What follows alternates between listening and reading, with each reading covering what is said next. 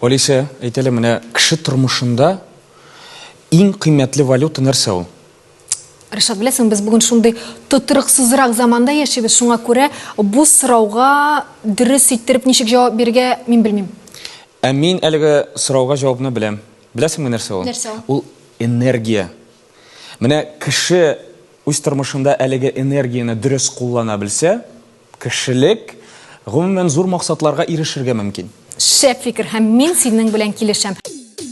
Ауропа стилендәге арт сәхнә, көтелмәгән текә сораулар, шаккатыргыч викторина биремнәре, шәп кунак белән җырлы әңгәмә. Бүген бездә кунакта бик кызыклы, үзе гади, үзе максатчан, җырчы, шоумен Рафис Калимуллин.